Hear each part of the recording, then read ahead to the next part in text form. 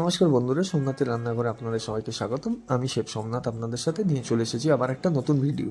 তো আজকের ভিডিও হলো হায়দ্রাবাদি বিরিয়ানি, জনপ্রিয় হায়দ্রাবাদি বিরিয়ানি, যেটা মুম্বাইয়ে কীভাবে বানানো হয় সেটারই রেসিপি। তো এই রেসিপিটার জন্য পুরো রেসিপিটা আপনারা দেখতে থাকুন।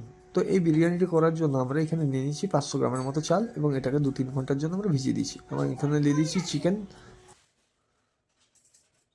500 গ্রামের মতো। আমরা এখানে চিকেন নিয়ে নিয়েছি এবং চিকেনটা ম্যারিনেশন করে নেবো। তার জন্য দিয়ে দেবো আদা রসুনের বাটা, অল্প লেবুর রস, অল্প ধনে পাতা, 1 চামচের মতো লঙ্কা গুঁড়ো, 1 চামচের মতো জিরে গুঁড়ো এবং হাফ চামচের মতো গরম মশলা, এবং তার সাথে দিয়ে দেবো আমরা টক দই 100 গ্রামের মতো। বাস এগুলো দিয়ে পরে চিকেনটাকে ভালো করে ম্যারিনেশন করে রেখে দেবো।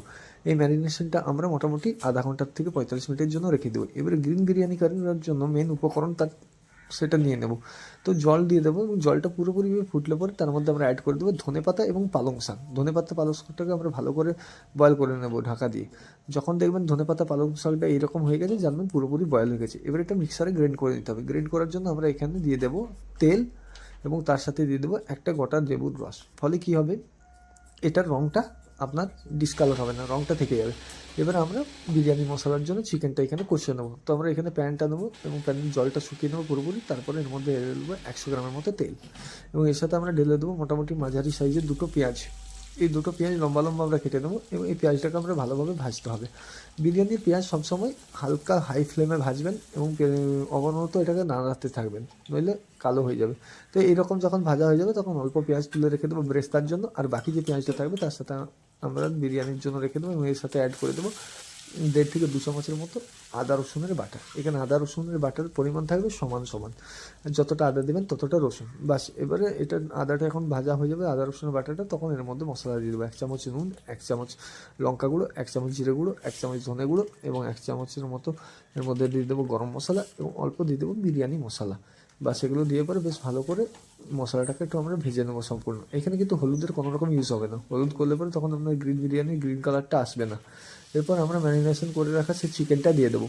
এই চিকেনটাকে আমরা ভালো করে একটু কষে নেবো। চিকেনটা মূলত কষে আপনাকে বানাতে হবে, জল দিয়ে সেদ্ধ করে নয়। বিরিয়ানির চিকেন হয় সবসময় কষে বানাতে হয়। বাস এই চিকেনটার মধ্যে যে বাটিটাতে ম্যারিনেশন করেছিলাম সেই বাটির ধোয়া জলটা অল্প দিয়ে দেবো এবং এই জলটা দিয়ে পরে এটা মোটামুটি আমরা কষতে থাকবো। এরপরে কিছুক্ষণ ঢাকা দিয়ে এটাকে কষে নেওয়ার পর যখন দেখবেন উপর থেকে তেল এরকম বেরিয়ে এসেছে, তখন দইটাকে অ্যাড করে দেবেন। অবশ্যই দইটাকে ভালো করে ফেটে নিতে হবে। ভালো করে ফেটে নেওয়ার পরে এই দইটাকে আমরা অ্যাড করে দেবো। এরপরে এটা হয়ে গেলে পরে আমরা বিরিয়ানিটার চিকেনটাকে একটু ভালো করে কষে নেবো দইয়ের সাথে, যাতে দইয়ের ভাবগুলোর মধ্যে চলে যায়। বাস যখন দেখবেন এইরকম দইটা কষা হয়ে গেলে পরে মশলার থেকে তেল ছেড়ে দিয়েছে, তখন ঠিক এই সময় এটাকে একটু বেশ ভালো করে নাড়াচাড়া করে পরে এর মধ্যে আমরা অ্যাড করে দেবো যে পালক আর ধনে পাতাটা পেস্ট করেছিলাম সেই গ্রিন পেস্টটা। এই গ্রিন পেস্টটা দিয়ে পরে এটাকে ভালো করে আমাদের মাখিয়ে নিতে হবে বা কষিয়ে নিতে হবে।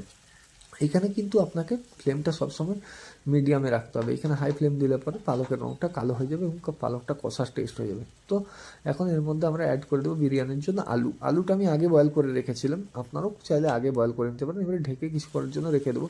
মোটামুটি 5-10 মিনিট পরে যখন দেখবেন তেল বেরিয়ে চলে এসেছে, তখন এটাকে একটা সাইডে করে দেবেন। এবার এখন আমরা ভাতটাকে করে নেবো বা বিরিয়ানি রাইসটাকে। এটা করার জন্য আমরা জল নিয়ে নেবো এবং জলের মধ্যে আমরা দিয়ে দেবো ধনেপাতার জল বা ধনেপাতার শিকড়টা। তার সাথে দিয়ে দেবো অল্প গোটা গরম মশলা, তার মধ্যে থাকবে দারচিনি, এলাচি।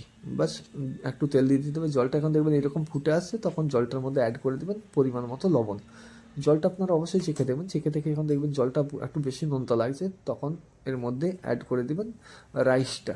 তো জলটাকে একটু ভালো করে ফুটিয়ে দেবেন লবণটা দেওয়ার পর, যাতে লবণটা ভালোভাবে জলের সাথে গুলিয়ে মিলিয়ে যায়। ঠিক রাইসটা এভাবে দিয়ে দেবেন এবং রাইসটাকে একটু বেশ নাড়ি চাড়িয়ে নেবেন। নাহলে বিরিয়ানি রাইস কী হয়, খুবই নিচে লেগে যায়, ফলে রাইসটা নিচে লেগে অত ভালো লাগে না। এখন আমরা রাইসটা দেখে নেবো। দেখুন রাইসটা ঠিক হয়ে গেছে, এরকম লম্বা যখন হয়ে যাবে তখন জানবেন রাইস হয়ে গেছে। রাইস আমরা ছেঁকে নেবো এবং কিছুক্ষণ পরে মশলাটাকে ফুটিয়ে পরে তার মধ্যে রাইসটাকে অল্প অল্প করে দিয়ে দেবো। রাইসটাকে অবশ্যই চারদিকে আপনাকে দিতে হবে ভালোভাবে সমানভাবে। যখন চারদিকে ভালোভাবে সমানভাবে রাইসটা দিয়ে দেওয়া হবে, তখন রাইসটাকে ভালো করে একটু সমান করে দেবেন। সমান করে পরে প্যানের মধ্যে চিকেনের নিচে চিকেন দিয়ে দেবেন, উপরে রাইস দিয়ে দেবেন। এবার বিরিয়ানি দম মারার আগে যেটা আপনাদের করতে হবে সেটা হলো ওই রাইসের মধ্যে আমরা অল্প করে ব্রেস্তা যেটা তুলে রেখেছিলাম সেটা ছড়িয়ে দেবো। তো দেখতেই পাচ্ছেন ব্রেস্তাটা আমরা পুরোটা রাইসের উপর দিয়ে ছড়িয়ে দিচ্ছি। এরপর এর মধ্যে ছড়িয়ে দেবো অল্প পরিমাণ গরম মশলা। গরম মশলাটা ভালো করে ছড়িয়ে দিতে হবে এবং তার সাথে আমরা অ্যাড করে দেবো অল্প পরিমাণ ধনে পাতা গোটা ধনেপাতা আমি দিচ্ছি এখানে, আপনারা চাইলে পারেন ধনেপাতাটা কেটে বা কুচিয়ে দিতে পারেন। এরপর এর মধ্যে আমরা অ্যাড করে দেবো ঘি। এখানে অরিজিনাল দেশি ঘি আমি ব্যবহার করছি, আপনারা চাইলে যে কোনো ব্র্যান্ডের ঘি ব্যবহার করতে পারেন। বাস এবারে এটাকে ঢেকে রেখে দেবো দম দেওয়ার জন্য, মোটামুটি 10-15 মিনিট দম দিয়ে দিতে হবে আপনাকে। তো দেখতে পাচ্ছেন এরকম যখন ধোঁয়া বেরিয়ে চলে আসবে তখন বিরিয়ানিটাকে ঢেকে 10 মিনিটের জন্য রেখে পরে খুলে দিবেন, এবং আপনাদের দেখিয়ে দিই বিরিয়ানিটা কেমন হয়েছে।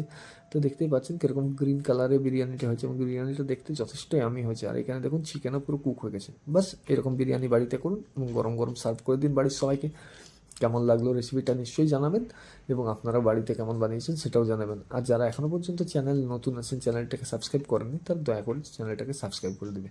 আপনাদের এই এক একটা চ্যানেল সাবস্ক্রাইবের জন্য আমি প্রকৃতিকে তৈরি তুলি আরও সুন্দর এবং নির্মম, কারণ এক একটা সাবস্ক্রাইবের পেছনে আমি এক একটা করে গাছ লাগিয়ে থাকি।